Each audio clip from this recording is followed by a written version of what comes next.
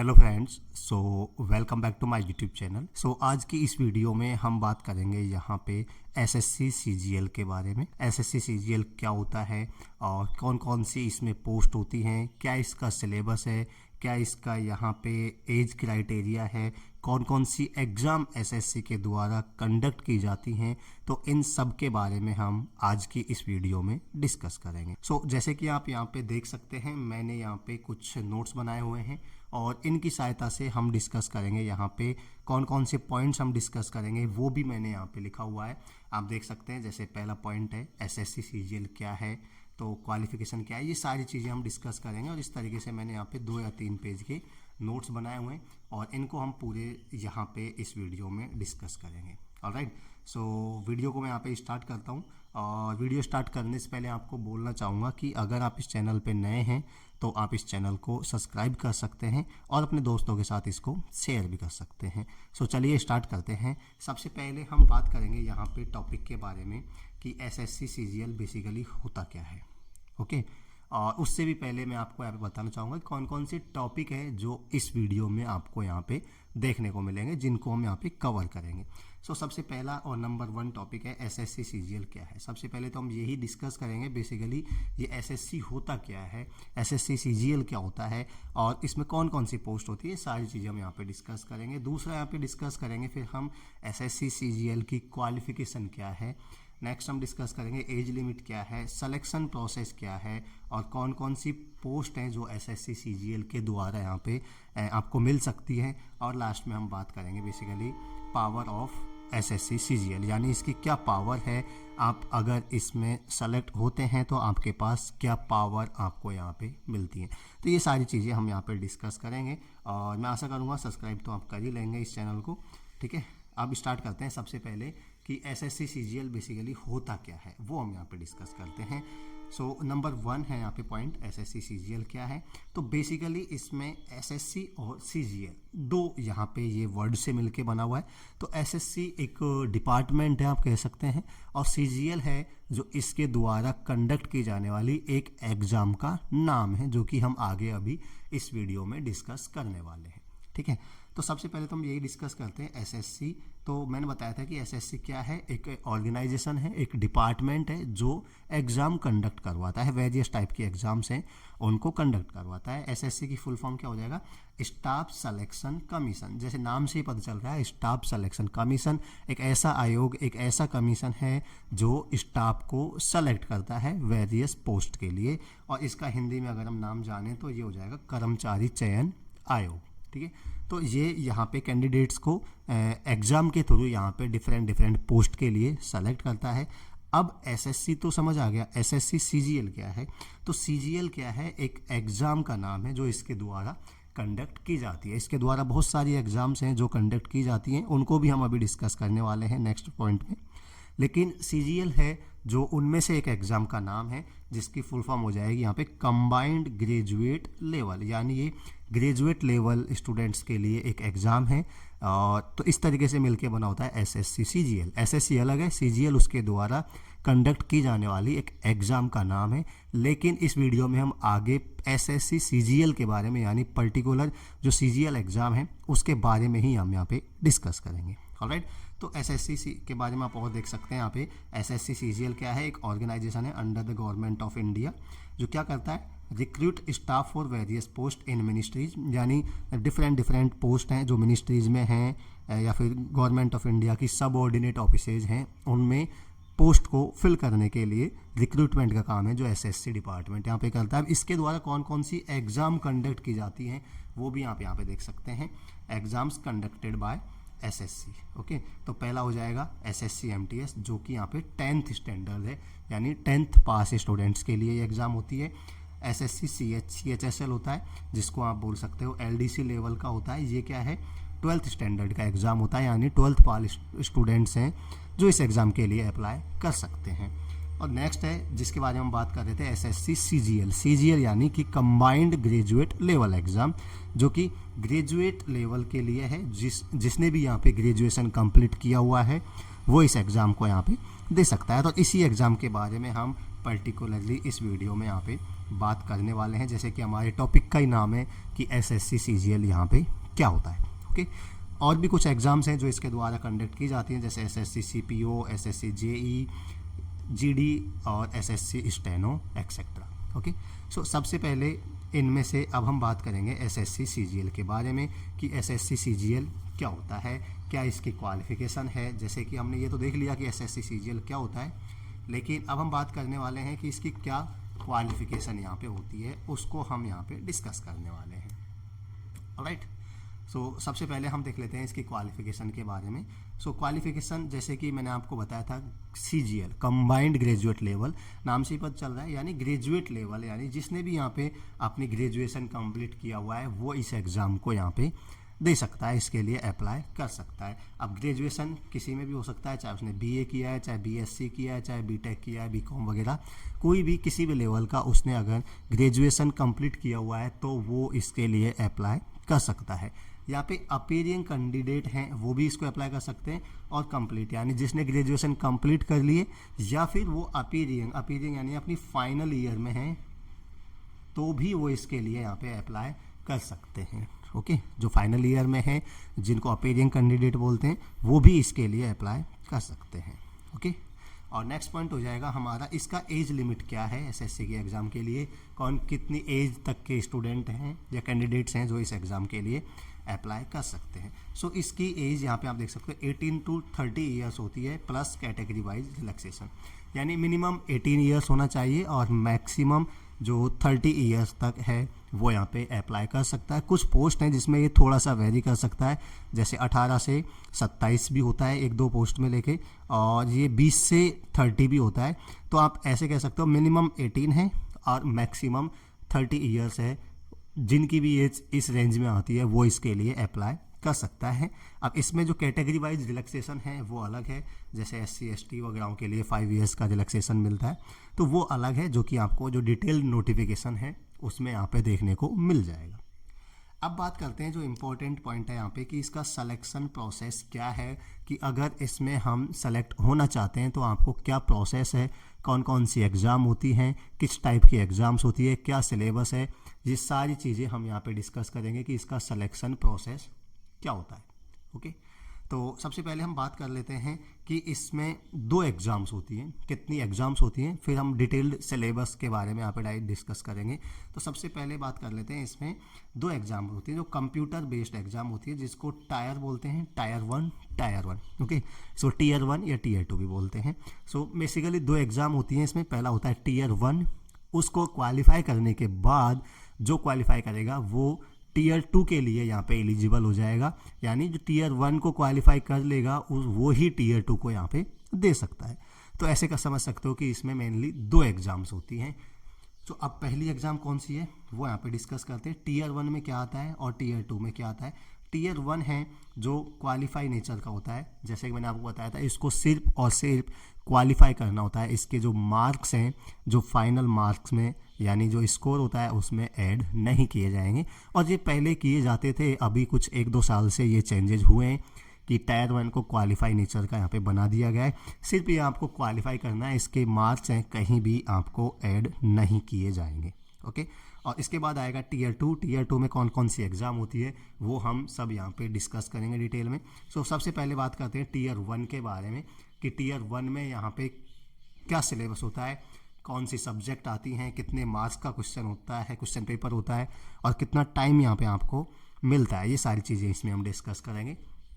तो टीयर 1 में यहाँ पे सबसे पहले बात कर लेते हैं, बेसिकली एक पेपर होता है और जिसका टाइम क्या होता है 1 आवर का होगा, यानी 1 घंटे का एक पेपर होगा। उसमें यहाँ पे 4 सब्जेक्ट होंगे, कौन कौन सी सब्जेक्ट होंगे वो भी आप यहाँ पे देख सकते हो। पहला हो जाएगा जनरल इंटेलिजेंस एंड रीजनिंग, जिसको आप सिंपल रीजनिंग भी यहाँ पे बोल सकते हैं। दूसरा हो जाएगा जनरल अवेयरनेस, जिसको आप जीके भी बोल सकते हो या करंट अफेयर भी इसमें होता है। नेक्स्ट हो जाएगा क्वांटिटिव एप्टीट्यूड, जिसको आप मैथमेटिक्स बोल सकते हो, और लास्ट हो जाएगा यहाँ पे इंग्लिश कॉम्प्रिहेंसिव। तो इसमें मेनली 4 सब्जेक्ट होती है। नंबर 1 हो जाएगा रीजनिंग हो जाएगा, सेकंड हो जाएगा GK and current affair, number 3 हो जाएगा क्वांटिटिव एप्टीट्यूड यानी मैथमेटिक्स, और नंबर 4 हो जाएगा यहाँ पे इंग्लिश। तो ये 4 इसमें सब्जेक्ट होती हैं जिनके यहाँ पे आपको 25 क्वेश्चंस देखने को मिलेंगे ईच सब्जेक्ट के, यानी आपको रीजनिंग के 25 मिलेंगे, आपको जीके के 25 मिलेंगे, मैथ के 25 और इंग्लिश के 25 क्वेश्चंस यहाँ पे देखने को मिलेंगे। हर एक क्वेश्चन है जो 2 मार्क्स का होता है और उसमें नेगेटिव मार्किंग भी होती है, वो आपने नीचे मैंने मेंशन किया हुआ है। नेगेटिव मार्किंग कितना होता है, 0.5 नेगेटिव मार्किंग यहाँ पे होता है। और इस तरीके से हर एक क्वेश्चन 2 नंबर का होगा, तो यहाँ पे 25 क्वेश्चन हैं जो आपको रीजनिंग को मिलेंगे, यानी 50 नंबर के हो जाएंगे। इसी तरीके से सारे सब्जेक्ट हैं जो 50-50 मार्क्स के हो जाएंगे और टोटल ये जो हो जाएगा पेपर है ये कितने मार्क्स का हो जाएगा, 200 मार्क्स का हो जाएगा। और इसमें आपको 1 घंटे का टाइम मिलेगा, यानी आपको 60 मिनट्स में यहाँ पे कितने क्वेश्चंस करने होंगे, यहाँ पे 100 क्वेश्चंस करने होंगे और वो कितने मार्क्स के होंगे, वो 200 मार्क्स के होंगे। तो ये आपको समझ आ गया। और इसमें नेगेटिव मार्किंग भी होती है जो मैंने यहाँ पे आपको मेंशन कर दिया, 0.5 नेगेटिव मार्किंग होगी, यानी एक क्वेश्चन गलत हो जाएगा तो आपका हाफ मार्क्स यानी 0.5 मार्क्स है वो कट कर लिया जाएगा। ओके, ऑब्जेक्टिव टाइप के क्वेश्चंस होंगे, इसमें कोई भी सब्जेक्टिव क्वेश्चन नहीं आएगा, सारे क्वेश्चन हैं जो ऑब्जेक्टिव होंगे। कंप्यूटर बेस्ड एग्जाम होगा और हिंदी इंग्लिश में 2 पेपर होगा। यहाँ पे देख सकते हो मीडियम है वो हिंदी और इंग्लिश हो जाएगा, यानी हिंदी इंग्लिश दोनों मीडियम में क्वेश्चन पेपर यहाँ पे आएगा। तो मेरे हिसाब से Tier 1 एग्जाम है वो आपको यहाँ पे समझ आ गई होगी। एक पेपर होता है, 1 घंटे का होता है और इसमें कितने क्वेश्चंस आते हैं, 100 क्वेश्चंस आते हैं, 4 सब्जेक्ट आएंगी, 25 ईच सब्जेक्ट के क्वेश्चंस होते हैं। एक क्वेश्चन है जो 2 मार्क का होता है और उसमें 0.5 नेगेटिव मार्किंग होगी। तो ये आपको यहाँ पे समझ आ जाएगा, कोई प्रॉब्लम इसमें नहीं है। अब ये एग्ज़ाम होने के बाद इसका रिजल्ट आता है, नॉर्मली 1-1.5 महीने में आ जाता है। और रिजल्ट आने के बाद जो क्वालिफाई करेगा, जो इस पेपर को क्वालिफाई करेगा, वो ही Tier 2 के लिए एलिजिबल होगा, यानी वो ही Tier 2 को यहाँ पे दे सकता है। ओके, अब Tier 2 का सिलेबस यहाँ पे हम जान लेते हैं, क्या उसका पैटर्न होता है, कितने क्वेश्चंस आते हैं, कितने मार्क्स के होते हैं, सारी चीज़ें हम यहाँ पे 1 बाय 1 डिस्कस करेंगे। ओके, सो सबसे पहले बात करते हैं Tier 2। अब Tier 2 में क्या होता है, बेसिकली यहाँ पे 3 पेपर होते हैं Tier 2 पे, पेपर 1, पेपर 2 और पेपर 3। अब पेपर 1 है जो सारी पोस्ट के लिए मैंडेटरी है, सारी पोस्ट के लिए होगा। पेपर 2 है जो यहाँ पे जो JSO यानी जो स्टैटिक्स ऑफिसर होता है उसके लिए, जो आप अप्लाई करना चाहते हैं तो उसके लिए होगा।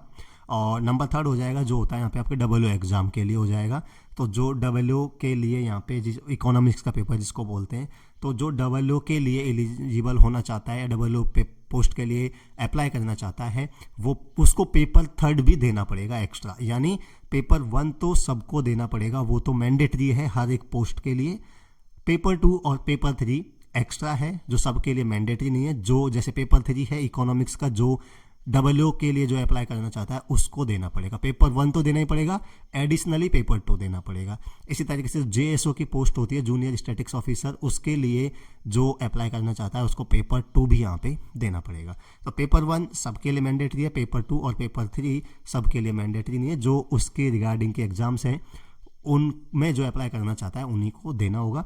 सो पेपर 1 मेन है। पेपर 1 के बारे में पहले हम बात कर लेते हैं। पेपर 1 का क्या सिलेबस होता है, कितने क्वेश्चंस आते हैं और कितने मार्क्स के आते हैं, वो सारा में हम डिस्कस करते हैं। तो पेपर 1 में भी अब क्या हो गया, यहाँ पे सेक्शन डिवाइड कर दिए गए हैं। इसमें सेक्शन 1, सेक्शन 2 और सेक्शन 3, यानी इसमें 3 सेक्शन बना दिए गए। जैसे कि आप यहाँ पे देख पा रहे हो, पेपर 1 हो जाएगा, पेपर 1 में भी सेक्शन बना दिया। एक सेक्शन तो ये हो जाएगा, दूसरा सेक्शन ये हो जाएगा। इस तरीके से इसमें 3 सेक्शन बना दिए गए हैं और सेक्शनल वाइज ही आपको यहाँ पे टाइम दिया जाएगा, यानी हर एक सेक्शन के लिए आपका टाइम पीरियड है वो फिक्स होगा। आपको उस सेक्शन को उस ही टाइम पीरियड में यहाँ पे कंप्लीट करना होगा, सॉल्व करना होगा। तो सबसे पहले बात करते हैं सेक्शन 1 के बारे में। तो सेक्शन 1 है, इसमें 2 सब्जेक्ट आएंगे, मैथ और रीजनिंग। सेक्शन 1 में क्या होगा, मैथ और रीजनिंग होगा। अब ये हो जाएंगे नंबर ऑफ क्वेश्चन, यानी मैथ के क्वेश्चन कितने होंगे, 30 हो जाएंगे और रीजनिंग के भी यहाँ पे 30 क्वेश्चन हो जाएंगे। अब एक क्वेश्चन है जो यहाँ पे 3 मार्क्स का होगा, यानी 3 नंबर का होगा एक क्वेश्चन।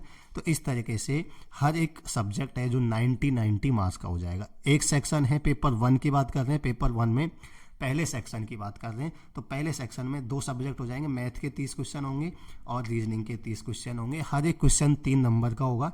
तो इस तरीके से 90 मार्क्स के दोनों सब्जेक्ट हो जाएंगे। ये हो जाएगा आपको टोटल कितना नंबर का हो जाएगा, 180 मार्क्स का हो जाएगा, यानी 2 सब्जेक्ट 99 मार्क्स के हो जाएंगे, तो ये 180 मार्क्स का हो जाएगा। और आपको यहाँ पे 60 क्वेश्चन हो जाएंगे, 30-30 हर सब्जेक्ट के, और आपको ये 1 घंटे में सॉल्व करना होगा। इस सेक्शन की बात कर रहा हूँ, पेपर की बात नहीं कर रहा। पेपर 1 में भी सेक्शन है, तो जो पहला सेक्शन है पेपर 1 का, वो आपको 1 घंटे में सॉल्व करना है, और उसमें 60 क्वेश्चन होंगे, और आपको यहाँ पे इसमें 180 मार्क्स के होंगे, और आपको पता है हर एक क्वेश्चन 3 नंबर का होगा। 2 सब्जेक्ट आएंगे, मैथ और रीजनिंग। तो इस तरीके से आपको पेपर 1 का सेक्शन 1 है वो कंप्लीट करना होगा। 1 घंटे का टाइम पीरियड होने के बाद आपको नेक्स्ट सेक्शन 2 है वो ओपन हो जाएगा, और सेक्शन 2 है उसमें भी 2 यहाँ पे सब्जेक्ट आएंगे, जो आप यहाँ पे देख सकते हो। जैसे सेक्शन 1 में था, ऐसे ही सेक्शन 2 में इंग्लिश आएगा, और यहाँ पे जीएस यानी जनरल अवेयरनेस आएगा, करंट अफेयर भी उसमें हो सकता है। तो दोनों यहाँ पे आएंगे, 2 सब्जेक्ट होंगे पेपर 1 के सेक्शन 2 में। ओके, तो इंग्लिश के हैं जो यहाँ पे 45 क्वेश्चन होंगे, और जनरल अवेयरनेस के यहाँ पे 25 क्वेश्चन होंगे। अगेन हर एक सब्जेक्ट है, हर एक क्वेश्चन है जो 3 नंबर का होगा। तो इस तरीके से जो इंग्लिश है 45 क्वेश्चन होंगे, तो 45 × 3 यानी 135 मार्क्स है वो हो जाएगा इंग्लिश का पेपर। इसी तरीके से जीएस का 25 क्वेश्चन आएंगे, तो 75 मार्क्स का जीएस हो जाएगा। तो टोटल कितने का हो जाएगा? सेक्शन 2 हो जाएगा जो यहाँ पे 210 यानी 210 नंबर का होगा। यहाँ पे आप देख सकते हो सेक्शन 1 180 का था, सेक्शन 2 है जो 210 नंबर का हो जाएगा। 70 क्वेश्चन आएंगे, 45 इंग्लिश के और 25 जीएस के। और इसको भी अगेन 1 घंटे का टाइम आपको मिलेगा, यानी सेक्शन 1 है उसको भी आपको 1 घंटे में करना होगा, और सेक्शन 2 है उसको भी आपको 1 घंटे में कंप्लीट करना होगा। सेक्शन 1 में 60 क्वेश्चन होंगे 180 मार्क्स के, सेक्शन 2 में 70 क्वेश्चन होंगे और 210 मार्क्स के होंगे, और हर एक सब्जेक्ट को यहाँ पे हर एक सेक्शन को 1-1 घंटे का टाइम यहाँ पे मिलेगा। तो ये आपको समझ आ गया। अभी हम पेपर 1 की बात करते हैं। पेपर 1 है उसी की बात कर रहे हैं जो टोटल 2 घंटे और 15 मिनट का होता है। तो 2 घंटे का तो हो गया सेक्शन 1 1 घंटे का, सेक्शन 2 1 घंटे का, 2 घंटे का हो गया। अब बात कर लेते हैं यहाँ पे सेक्शन 3 के बारे में, ठीक है। तो सेक्शन 3 में देख लेते हैं कि क्या यहाँ पे सब्जेक्ट होते हैं और कितने मार्क्स के होते हैं, क्या इसका पैटर्न है। तो सेक्शन 3 में सबसे पहले हम बात करेंगे सब्जेक्ट के बारे में। तो सेक्शन 3 है, इसमें भी अगेन 2 सब्जेक्ट आएंगे। पहला हो जाएगा कंप्यूटर नॉलेज और दूसरा हो जाएगा data entry and speed test. तो इसको सब्जेक्ट ना बोलेंगे यहाँ पे। पहला हो जाएगा कंप्यूटर, यानी इसमें आपको कंप्यूटर की नॉलेज है वो टेस्ट की जाती है। पहले में क्या हो जाएगा, कंप्यूटर नॉलेज है जिसके 20 क्वेश्चन आएंगे। आपको कंप्यूटर्स के 20 क्वेश्चन सॉल्व करने होंगे। कितने मिनट में? 15 मिनट का यहाँ पे आपको टाइम दिया जाएगा। इसके बाद आपको कुछ टाइम के बाद यहाँ पे डेटा एंट्री का टास्क होगा, डेटा एंट्री या स्पीड टेस्ट जिसको टाइपिंग भी बोलते हैं। तो ये आपको होगा, इसमें भी आपको एक डेटा एंट्री का टास्क दिया जाएगा और वो भी आपको 15 मिनट में यहाँ पे कंप्लीट करना होगा। तो इस तरीके से आपको सेक्शन 3 है जो 15 मिनट का होगा, 15 मिनट का। इसमें पहला क्वेश्चंस होंगे, 20 क्वेश्चंस होंगे, और दूसरा है जो आपको एक डेटा एंट्री का टास्क दिया जाएगा वो करना होगा। तो इस तरीके से आपको ये क्या हो जाएगा, क्वालिफाइंग नेचर का हो जाएगा। इसके नंबर ऐड नहीं होंगे, सिर्फ और सिर्फ ये क्वालिफाई नेचर का है, यानी आपको क्वालिफाई करना है। जो भी कंप्यूटर के पेपर आएगा उसमें जो भी मिनिमम मार्क्स होते हैं वो आपको क्वालिफाई करना होगा। इसके नंबर कहीं भी ऐड नहीं होते हैं। इसी तरीके से जो भी डेटा एंट्री का टास्क है वो सिर्फ आपको क्वालिफाई करना होगा, इसके मार्क्स हैं वो कहीं भी ऐड नहीं होते हैं। तो ये हो गया पेपर 1। पेपर 1 में 3 सेक्शन हो गए, सेक्शन 1, सेक्शन 2 और ये सेक्शन 3 था। तो ये तीनों आपको समझ आ गया होगा मेरे हिसाब से। तो ये सबके लिए मैंडेटरी है, ये तो सब पोस्ट के लिए मैंडेटरी है, देना ही देना होगा। पेपर 2 और पेपर 3 है ये मैंडेटरी नहीं है। पेपर 2 सिर्फ उसी के लिए होगा जो जेएसओ के लिए अप्लाई करना चाहते हैं, वो उसको पेपर 2 देना होगा। और जो डब्ल्यू के लिए अप्लाई करना चाहते हैं उसको यहाँ पे पेपर 3 यहाँ पे देना होगा। जो जेएसओ या डब्ल्यू के लिए अप्लाई नहीं करना चाहते हैं तो उनको पेपर 2 और पेपर 3 देने की कोई ज़रूरत नहीं है, उसको सिर्फ पेपर 1 देना होगा। ये एडिशनल पेपर हैं, जो एडिशनल पोस्ट हैं जेएसओ और डब्ल्यू, जो इनके लिए अप्लाई करना चाहता है वो इसको देना होगा, ठीक है। इसमें भी अगेन वही आ जाएगा। बात करें पेपर 1 की जो स्टैटिक्स का है, इसमें क्या हो जाएगा, 100 क्वेश्चन आएंगे, हर एक क्वेश्चन 2 नंबर का होगा। तो 200 मार्क्स का पेपर होगा और 2 घंटे का टाइम यहाँ पे आपको दिया जाएगा। और जो यहाँ पे आता है जनरल स्टडीज़ एंड इकोनॉमिक्स का, जो डब्ल्यू के लिए है, उसमें भी 100 क्वेश्चन होंगे और 200 मार्क्स का होगा और 2 घंटे का होगा। तो 2-2 घंटे के ये पेपर 2 और पेपर 3 है जो एडिशनल हैं, जो जेएसओ और डब्ल्यू के लिए जो अप्लाई करना चाहता है उसी को देना होगा। ओके, तो ये आपको पूरा पैटर्न समझ आ गया होगा टीयर 2 के लिए। और टीयर 1 का है वो क्वालिफाई है, वो क्वालिफाई करने के बाद ही टीयर 2 के लिए आप एलिजिबल हो गए। जिसने वो क्वालिफाई नहीं किया है वो टीयर 2 नहीं दे सकता है। तो ये आपको समझ आ गया कि इसका पैटर्न क्या होता है एसएससी सीजीएल का। ऑलराइट, अब हम नेक्स्ट बात कर लेते हैं कि एसएससी सीजीएल में कौन कौन सी पोस्ट होती हैं, जो अगर आप क्वालिफाई करते हैं इस पूरी एग्ज़ाम को तो आपको कौन कौन सी पोस्ट हैं जिनमें सिलेक्शन देखने को मिल सकता है। तो यहाँ पे देखा जाए तो एसएससी सीजीएल में मेनली 50+ पोस्ट हैं, मेनली 50+ पोस्ट हैं जिनमें आपको इस एसएससी सीजीएल एग्ज़ाम के द्वारा पोस्ट किया जाता है। अब ये डिपेंड करता है कि आपकी रैंक कैसी है, कैसे आपके मार्क्स हैं, ओवरऑल एग्जाम को मिला के टीयर 1 और टीयर 2 को मिला के टोटल कितने मार्क्स हैं, क्या आपकी रैंक है, उसके बेस पे आपको ये पोस्ट हैं वो अलॉट की जाती हैं। लेकिन यहाँ पे देखा जाए तो 54 लगभग 54-60 के आसपास पोस्ट हैं जो एसएससी सीजीएल एग्ज़ाम के द्वारा आपको मिलती हैं। लेकिन इनमें से कुछ एक पोस्ट हैं जो वेल नोन पोस्ट हैं, यानी जो काफ़ी अच्छी पोस्ट मानी जाती हैं और जो अच्छी रैंक वाले स्टूडेंट्स हैं, कैंडिडेट्स हैं, उन्हीं को वो मिलती हैं। तो वो कौन कौन सी एग्ज़ाम होती है हम देख लेते हैं। जैसे पहला हो जाएगा डब्ल्यू, जो कि 4800 ग्रेड पे यानी गैजेटेड ऑफिसर पोस्ट होती है। इसी तरीके से एएसओ हो जाएगा, एएसओ जिसको असिस्टेंट सेक्शन ऑफिसर बोलते हैं, जो कि यहाँ पे 4600 ग्रेड पे की हो जाएंगी। ठीक है, तो एएसओ सीएसएस में भी होता है और एमईए में भी होता है, जो कि मिनिस्ट्री ऑफ एक्सटर्नल अफेयर्स होता है, जो काफ़ी रेस्पेक्टेड पोस्ट और काफ़ी पॉपुलर पोस्ट इस टाइम पे मानी जाती है। तो एएसओ सीएसएस में हो जाएगा, सेंट्रल सेक्रेटरीट सर्विस में, और एमईए में यानी मिनिस्ट्री ऑफ एक्सटर्नल अफेयर्स। इसी तरीके से हो जाएगा यहाँ पे इनकम टैक्स इंस्पेक्टर हो जाएगा, यहाँ पे एक्साइज इंस्पेक्टर हो जाएगा, एग्जामिनर हो जाएगा, पीओ हो जाएगा, प्रिवेंटिव ऑफिसर। ठीक है, तो ये सारी कुछ पोस्ट हैं जो अच्छी पोस्ट यहाँ पे एसएससी सीजीएल में टॉप पोस्ट हैं उनमें आती हैं। और जिनमें डब्ल्यू है वो 4800 ग्रेड पे का है। बाकी ये सारी हैं जो यहाँ पे 4600 ग्रेड पे की पोस्ट होती है, ग्रुप बी की पोस्ट होती हैं। ठीक है, अब ये हो गया आपको पोस्ट के बारे में। ऐसे बहुत सारी पोस्ट हैं बाकी, बट ये टॉप पोस्ट हैं जो आपको टॉप रैंकर वालों को यहाँ पे मिलती हैं और काफ़ी रेस्पेक्टेड पोस्ट हैं, पॉपुलर पोस्ट हैं। अब हम बात कर लेते हैं नेक्स्ट यहाँ पे पावर ऑफ एसएससी सीजीएल की। अगर आप एसएससी सीजीएल में फाइनली सेलेक्ट हो जाते हैं और आपको ये जो अच्छी पोस्ट है वो देखने को अगर मिलती है तो इसकी क्या पावर है, क्या पावर आपको यहाँ पे देखने को मिलती है। तो जैसे कि आपको पता है इनसे कौन कौन सी पोस्ट मिलती हैं, जो मैंने आपको बताया था अभी। जैसे हो जाएगा income tax inspector, excise inspector, ED, preventive officer, CBI inspector, ASO हो जाएगा जो कि मिनिस्ट्री और एमईए में हो जाएगा। तो ये काफ़ी रेस्पेक्टेड पोस्ट है। अगर आप सबको पता है कि ईडी, इनकम टैक्स, सीबीआई, सब इनका नाम सुनते ही अच्छे अच्छे काम जाते हैं, चाहे वो बड़ा से बड़ा नेता क्यों ना हो। तो आपको पता है कि जो भी ईडी, सीबीआई, इंस्पेक्टर, ये सारी पोस्ट है जो एसएससी सीजीएल के बारे में ही, एसएससी सीजीएल के द्वारा ही यहाँ पे मिलती है। तो आपको पावर इसकी बताने की ज़रूरत नहीं है, क्योंकि ईडी, सीबीआई और इंस्पेक्टर सभी को पता है। चाहे वो ईडी इंस्पेक्टर हो, चाहे सीबीआई हो, चाहे इनकम टैक्स हो, चाहे एक्साइज इंस्पेक्टर हो, इनका नाम सुन के अच्छे अच्छे भी यहाँ पे काँपने लगते हैं। तो ये इसकी पावर होती है। आप अच्छे अच्छे बड़े से बड़ा कितने भी पावरफुल आदमी क्यों ना हो उसके घर पोस्ट रेड मार सकते हैं और अच्छे अच्छे मतलब कि इनका नाम सुनते हैं यहाँ पे डालते हैं। तो ये सारी जो भी पोस्ट है ये आपको एसएससी सीजीएल के द्वारा ही मिलती है। तो अच्छी खासी पावर आपको यहाँ पे मिलती है। और जो एएसओ हो जाएगा, जो कि एक अच्छी पोस्ट मानी जाती है एएसओ की, जो भी एमईए में अगर आपको मिलता है तो एमईए में आपको फॉरेन पोस्टिंग मिलती है। फॉरेन पोस्टिंग में आपको बहुत सारी फैसिलिटीज़ मिलती हैं और अच्छी खासी यहाँ पे आपको सैलरी भी बन जाती है। तो ये भी एक काफ़ी रेस्पेक्टेड और पॉपुलर पोस्ट में से आती है। तो इनमें से आपको जो सारी ये पोस्ट हैं इनमें अच्छी खासी पावर आपको देखने को मिलती है।